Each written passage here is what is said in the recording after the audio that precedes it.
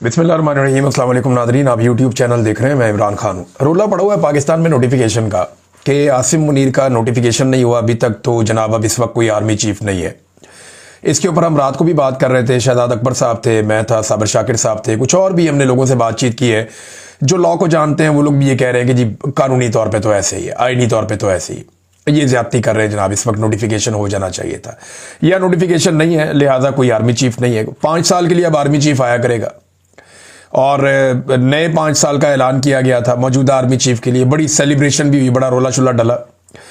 तो क्योंकि नए 5 साल मिल रहे हैं तो नया नोटिफिकेशन भी आएगा। ये एक एक्सटेंशन का केस है, ये कंटिन्यूशन का केस नहीं है। ये पहले जो कहते हैं ना कंटिन्यूशन है कि 3 साल गुजार लिए, क्योंकि अब कानून 5 साल कहता है तो 2 मजीद गुजारने के बाद 5 मुकम्मल होंगे, लिहाजा नया नोटिफिकेशन नहीं चाहिए। नहीं, ये मामला नहीं। ये नए 5 साल का मामला है, 2025 से 2030 तक। तो जब नए 5 साल आएंगे तो नया नोटिफिकेशन भी आएगा।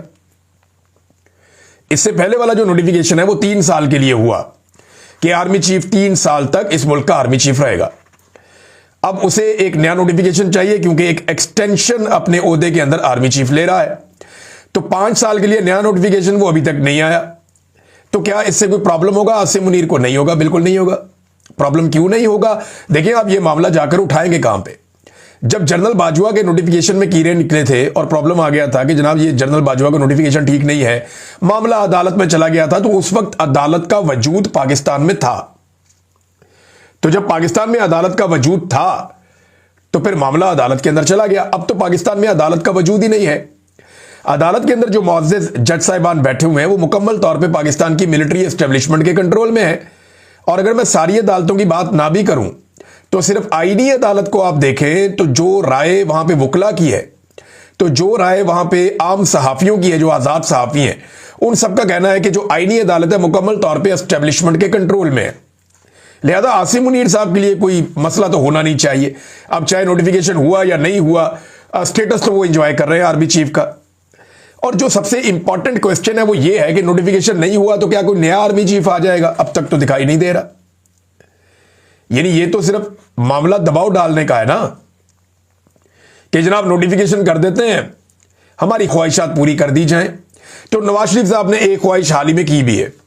जब 26 तारीख को उन्हें धूप लगवाई गई मियां साहब को, बड़े जूमानी अंदाज में उन्होंने बात की थी कि जनाब इमरान खान नहीं, इमरान खान को लाने वालों को भी सबको जो है सजा देनी पड़ेगी। अब नवाज शरीफ साहब चाहते हैं निशान इबरत बनाना। कौन लोग हैं?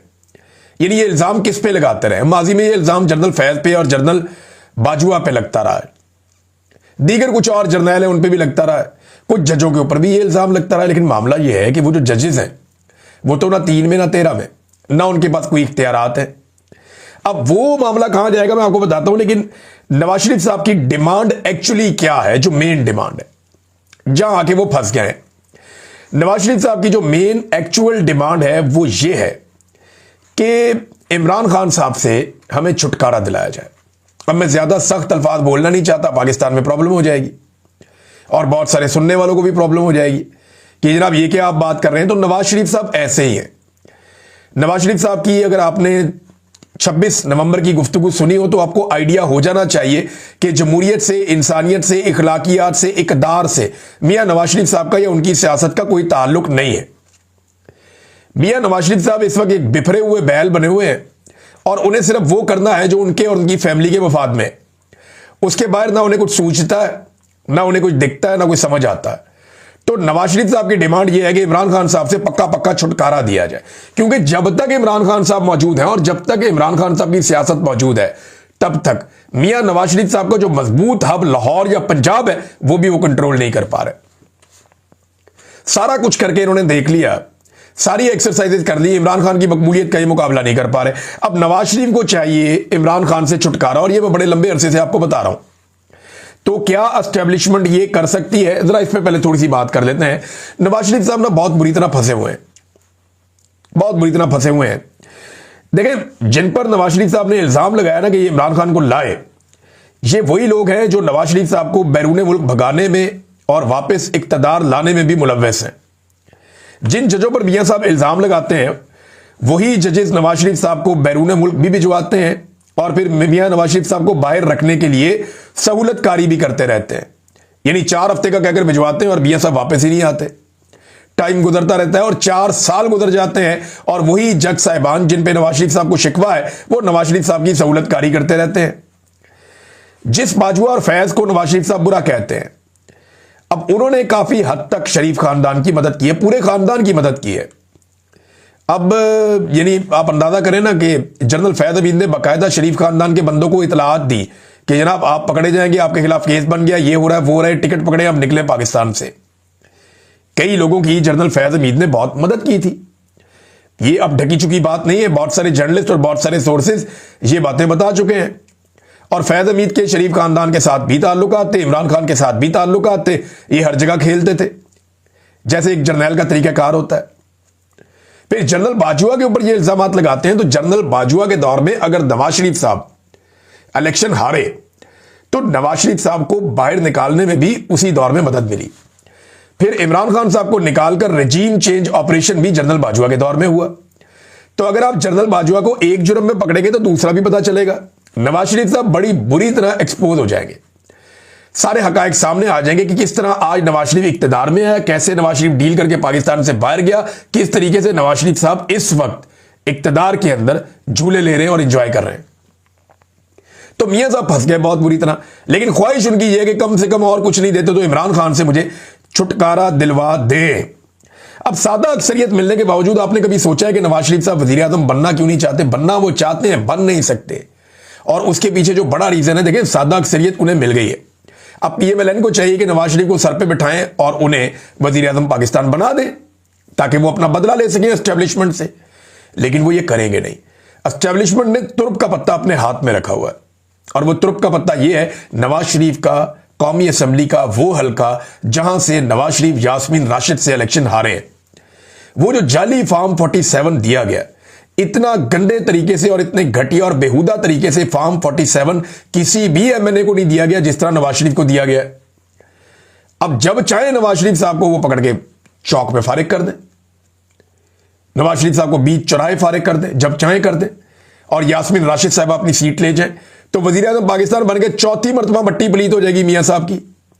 तो इससे बेहतर है कि मियां साहब फिलहाल वजीर आजम ना बने या उन्हें कोई बहुत बड़ी गारंटी दी जाए।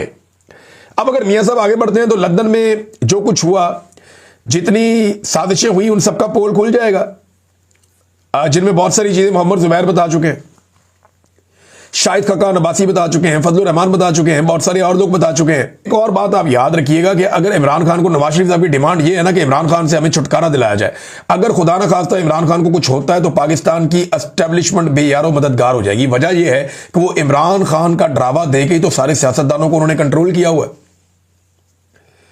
यानी इमरान खान साहब को जेल में रख के इमरान खान साहब का ड्रावा देकर पाकिस्तान की मिलिट्री एस्टेब्लिशमेंट ने पाकिस्तान के बड़े बड़े सियासी खानदानों को कंट्रोल किया हुआ है, जिसमें शरीफ खानदान है, जरदारी खानदान है, मौलाना फजलुर रहमान का खानदान है। ये सारे जो कंट्रोल हुए ये इमरान खान के खौफ से हुए। और इमरान खान के लिए सबसे बड़ा प्रॉब्लम उनकी मकबूलियत बनती जा रही। वो मकबूलियत इतनी ज्यादा है कि ये सारे लोग मैदान में इमरान खान का मुकाबला कर नहीं सकते। और फौज या मिलिट्री एस्टेब्लिशमेंट वो बड़े आराम से इसको बतौर हथियार इस्तेमाल करती है कि फिर इमरान खान बाहर आ जाएगा तो फिर आप जाने और इमरान खान जाने। सियासतदान भी फौज को डराते रहते हैं, मिलिट्री एस्टेब्लिशमेंट को, आसिम मुनीर को, कि अगर इमरान खान आ गया तो वो आपको छोड़ेगा नहीं, वो आपके खिलाफ कार्रवाई करेगा, वो आपको जेल में डालेगा। अब ये इस्तिस्ना जो है ये उसी खौफ की वजह से है ना, वरना कोई पागल तो नहीं है कोई बंदा लेके इस्तिस्ना फिरना शुरू हो जाए और अपनी बेइज्जती भी करवा ले। एक गैर इस्लामी गैर शरई काम है, वो नहीं करना चाहिए था आर्मी चीफ को, लेकिन ये खौफ इतना बड़ा है जो उन्हें डरा दिया गया कि अब उन्हें वो गैर आईनी काम करना पड़ा ना, गैर इस्लामी गैर शरई काम है, मौलवी कह रहे हैं, मैं तो नहीं कह रहा। तो वो काम उन्हें करना पड़ा इसलिए कि इमरान खान साहब का खौफ है। और ये खौफ किसने फैलाया? सियासतदानों ने उनके दिल में डाला। और एस्टेब्लिशमेंट को ये पता है कि ये सारे इमरान खान से डरते हैं, लिहाजा अगर इमरान खान को कुछ हो गया तो हमारे पास कोई ऐसा खौफ बाकी नहीं रहेगा, कोई हमारे पास ऐसा हथियार बाकी नहीं रहेगा जिससे इन सियासतदानों को डराया जा सके। अब मैं ये नहीं कह रहा कि इमरान खान को इस्तेमाल करेगी मिलिट्री एस्टेब्लिशमेंट। अगर मिलिट्री एस्टेब्लिशमेंट अदलिया पे दबाव डालना बंद कर दे तो इमरान खान साहब एक हफ्ते में बाहर आ जाएंगे। जैसे ही इमरान खान साहब बाहर आएंगे इन सबका भट्टा बैठ जाएगा, ये सारे जानते हैं। तो ये एक दूसरे की इंश्योरेंस पॉलिसी है, एक दूसरे के साथ भी चलेंगे। अब कुछ अस्करी ओहदे जो बड़े अहम हैं वो खाली पड़े हुए, खैंचातानी चल रही है। पहले एक तासुर होता था फौज के बारे में कि ये स्कूल के बच्चों की तरह बड़े ओबीडियंट और बड़े डिसिप्लिन्ड होते हैं, लेकिन अब ये तासुर जनरल बाजवा के दौर में और जनरल आसिम मुनीर के दौर में बहुत हद तक जायल हुआ। जब लोगों को उठाया गया, उनको टॉर्चर किया गया और बार बार ये चीजें टाउट्स के जरिए से टीवी पे डिस्कस की गई कि फलाने को फलाना होता, फलाने को फलाना होता, उसको ये मिलना चाहिए, तो हमें ये समझ आई कि जनाब ओहदों के चक्कर में ये कुछ भी कर सकते हैं। ये एक तरह का इख्तियार है ना, इक्तदार है, ओहदा मिल जाना। तो मिलिट्री एस्टेब्लिशमेंट के अंदर या अस्करी क़यादत के अंदर भी एक खींचातानी चल रही है, कोई डिसिप्लिन वहां ऐसा नहीं होता। उसके बारे में कुछ खबरें जो है मार्केट में लॉन्च भी हो रही हैं। शहजाद अकबर साहब ने एक खबर दी है, वो इंपॉर्टेंट खबर है। वो ये कहते हैं रावलपिंडी में सब अच्छा नहीं है, 3 आम फौजी ओहदों के लिए 20 से जायद जो है मुख्तलिफ 3 स्टार 4 स्टार मैदान में उतर चुके हैं और जनाब बड़ी अजीबोगरीब साजिशें चल रही हैं। और पिछले 72 घंटों में एक अहम जर्नैल के खासे बदनाम भाई को उठाया गया। उसने उठाने वालों के सामने काफी कुछ उगला, लेकिन साथ ही साथ उसने ये भी बता दिया कि जो उठाने वाले हैं, जो उनका बॉस है, उसके बेटे के साथ भी वो मिलकर कार्रवाइयां डालता रहता है और साथ सबूत भी सामने रख दिए। और ये भी बता दिया कि बेटा तो बेनामी है, असल जो उसका इंटरेस्ट है वो तो उठाने वालों, मेन आदमी जो उनका बड़ा है वो उसका वालिद है, और अब उठाने वाले परेशान है कि कार्रवाई करें या फिर माफी मांगे। तो इस किस्म की अंदरूने खाना साजिशें भी चल रही हैं बकौल शहजाद अकबर साहब के।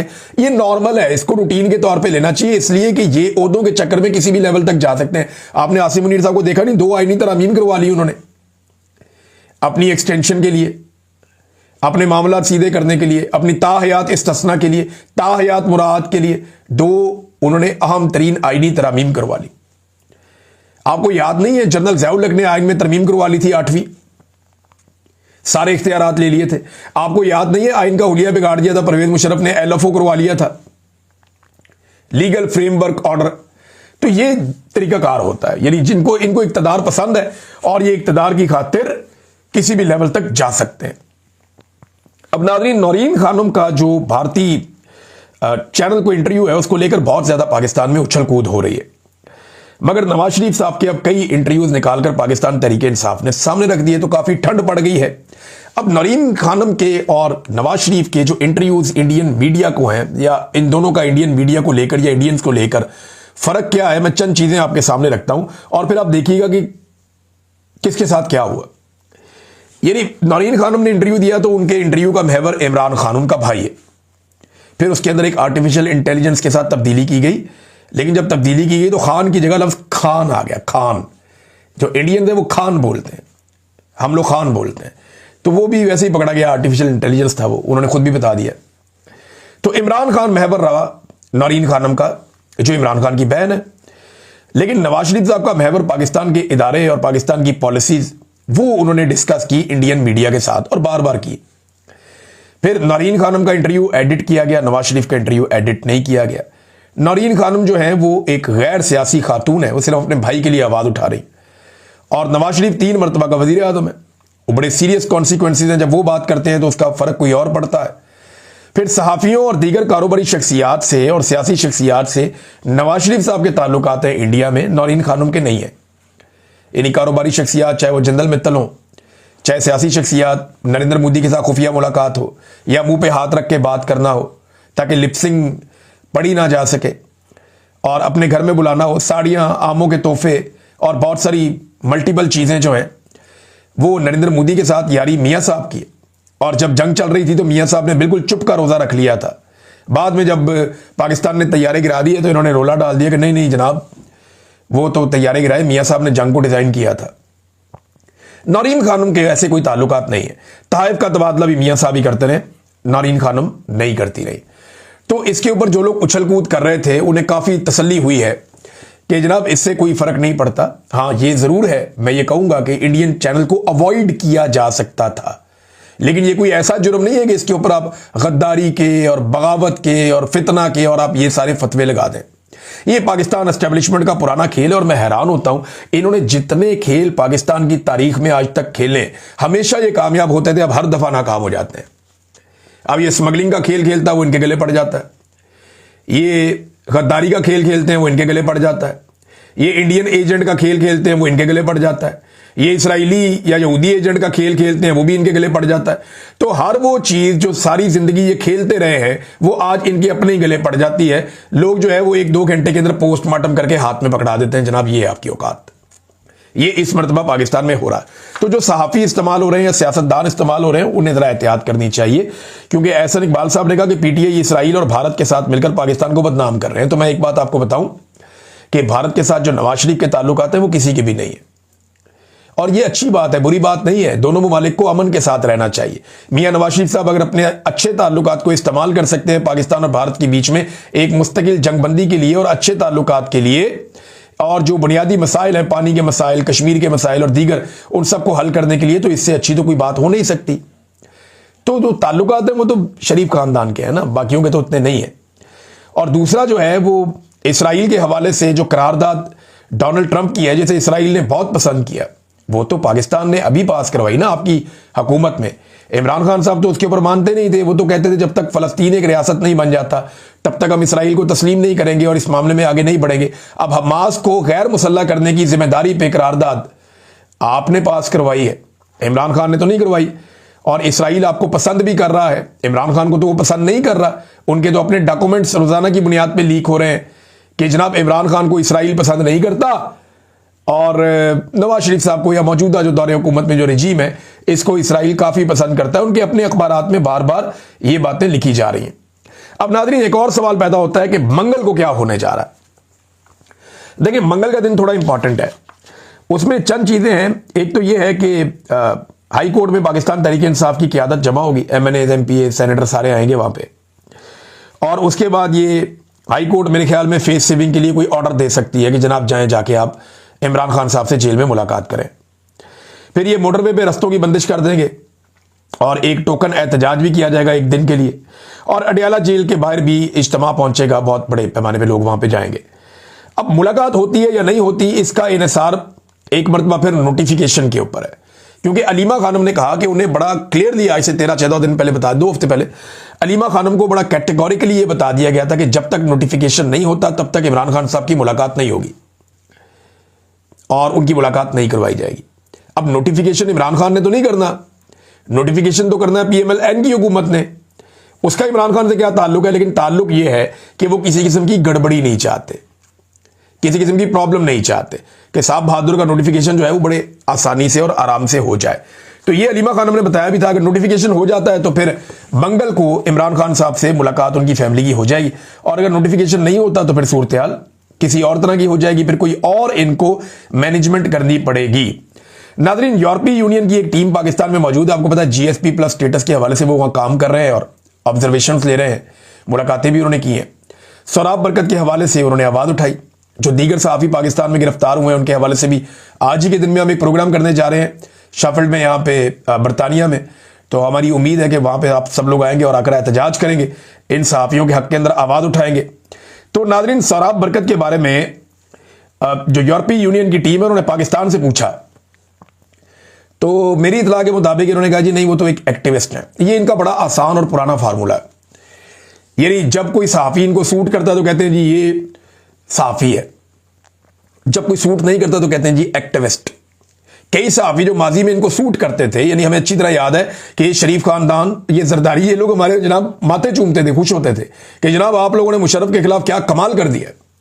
फिर एक वक्त आया कि बहुत सारे सहाफ़ी इनको बुरे लगना शुरू हो गए। वजह यह है कि आज दोबारा हम बात कर रहे हैं आइन की सरबुलंदी की, आज दोबारा हम बात कर रहे हैं कि आप डिक्टेटर के साथ ना चलें।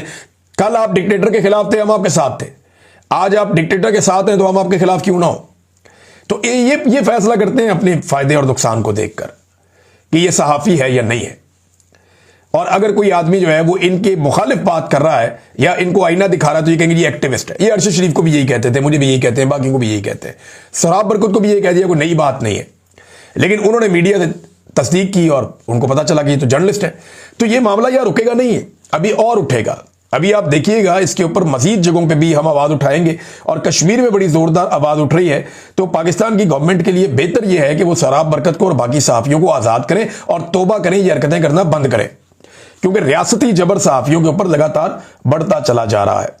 नादरीन, बहुत सारा पैसा खर्चने के बावजूद, प्लॉट्स की लालच देने के बावजूद, बहुत सारी और लालचें देने के बावजूद कराची में बहुत बड़ा झटका लगा है हुकूमत को कि Sindh high court bar association का इलेक्शन ये हार गए।